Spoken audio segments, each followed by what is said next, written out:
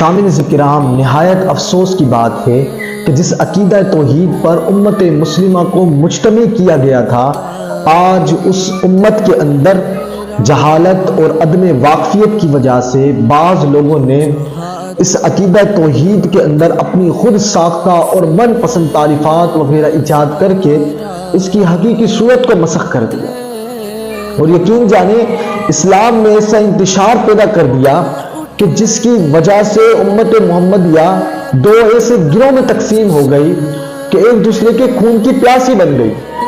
اسلام نے جس بنیاد یعنی لا الہ الا اللہ پر امت مسلمہ کو متحد کیا تھا، آج یہ بعض گمراہ لوگوں نے اس بنیاد کی حقیقی صورت کو مسخ کرنے کی ایسی گھناؤنی ناپاک سازش رچی کہ جس کی بنا پر فتنہ فساد برپا ہو گئے۔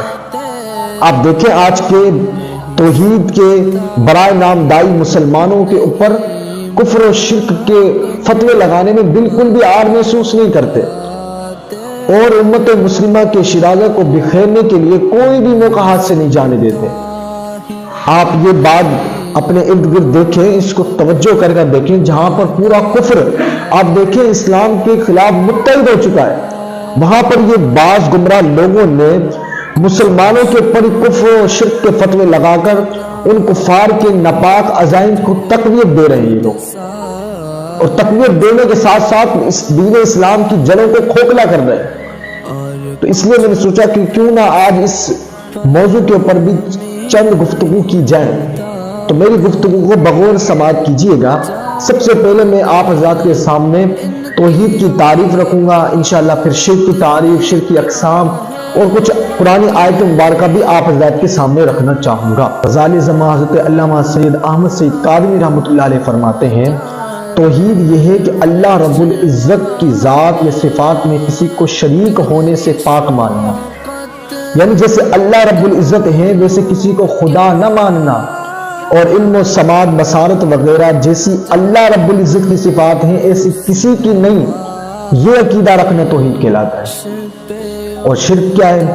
فرمایا اللہ رب العزت کے علاوہ کسی کو واجب الوجود ماننا، جیسا کہ مجوسیوں کا طریقہ ہے، یا پھر اللہ رب العزت کے علاوہ کسی کو عبادت کے لائق سمجھنا، جیسے بت پرستوں کا طریقہ ہے، تو یہ کرنا یہ شرک کہلاتا ہے۔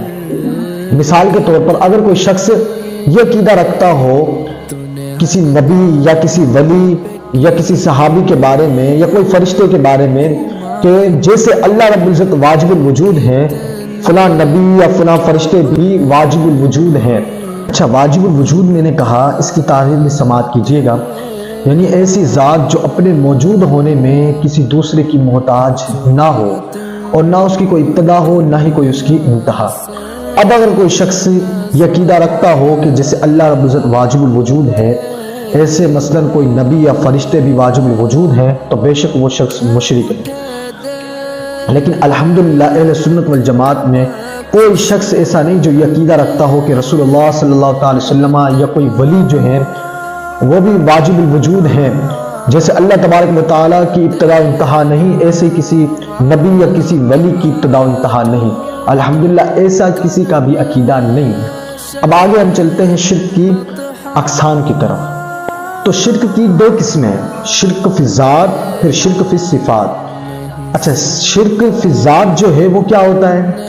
یعنی اللہ رب العزت کی ذات مبارکہ میں کسی غیر کو شریک ٹھہرانا، یعنی جیسے اللہ تبارک و تعالی واجب الوجود ہے ایسے کسی غیر کو واجب الوجود سمجھنا، یہ شرک فی ذات ہوگا۔ اور شرک فی صفات یہ کہ اللہ رب العزت کی صفات عالیہ میں کسی غیر کو شریک ٹھہرانا، یعنی اللہ تبارک و تعالی صفات عالیہ کے ساتھ جیسے متصف ہے ایسی صفات کسی دوسرے کے لیے ثابت کرنا، یہ شرک فی صفات کہلاتا ہے۔ اچھا، اب یہاں پر ایک اعتراض بھی ہو سکتا ہے کہ جیسے سمیع بصیر اللہ رب العزت کی صفات ہے کہ اللہ رب العزت نے فرمایا ان اللہ سمیع بصیر، تو ایسی صفات جب کسی دوسرے کے ساتھ ٹھہرائیں گے تو کیا شرک ہوگا؟ تو یقیناً نہیں ہوگا، کیونکہ اللہ رب العزت نے قرآن پاک میں جیسے اپنے لیے صفت بیان فرمائی کہ ان اللہ سمیع بصیر، کہ بے شک اللہ تعالیٰ سننے والا اور دیکھنے والا ہے، ایسے ہی اللہ رب العزت نے قرآن پاک میں فرمایا فجعلناہ سمیعا بصیرا، کہ ہم نے انسانوں کو سننے والا اور دیکھنے والا بنایا۔ تو اب یہ دونوں صفت اللہ رب العزت نے اپنے لیے بیان کی اور انسانوں کے لیے بھی. تو اس میں فرق یہ ہے کہ جو اللہ رب العزت کی صفات عالیہ ہیں، یہ اللہ رب العزت کی صفات عالیہ ازلی و ابدی ہیں اور اپنے قبضہ قدرت میں ہیں، جبکہ انسان کی جو صفات ہیں یہ عطائی ہیں، اللہ رب العزت نے ان کو عطا کی ہے.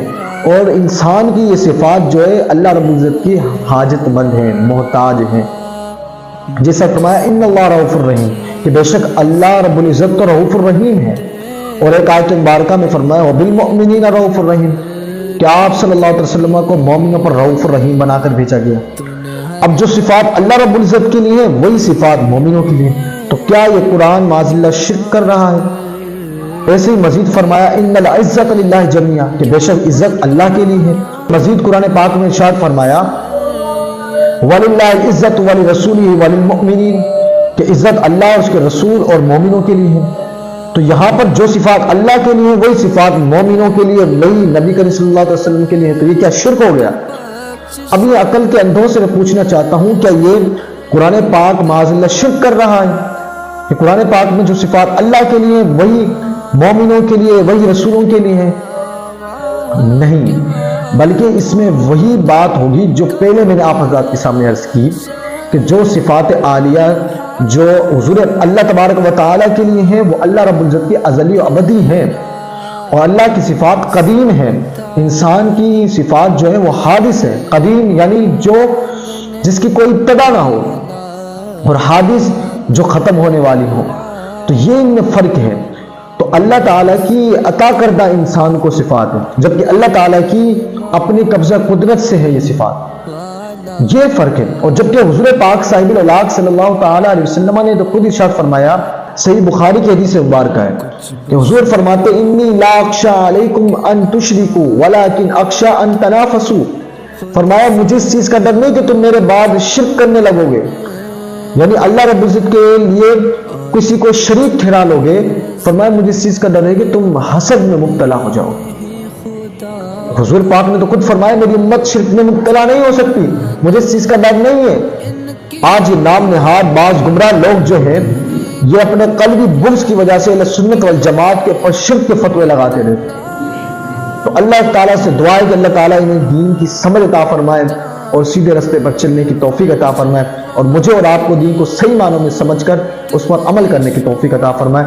وما علینا الا البلاغ المبین.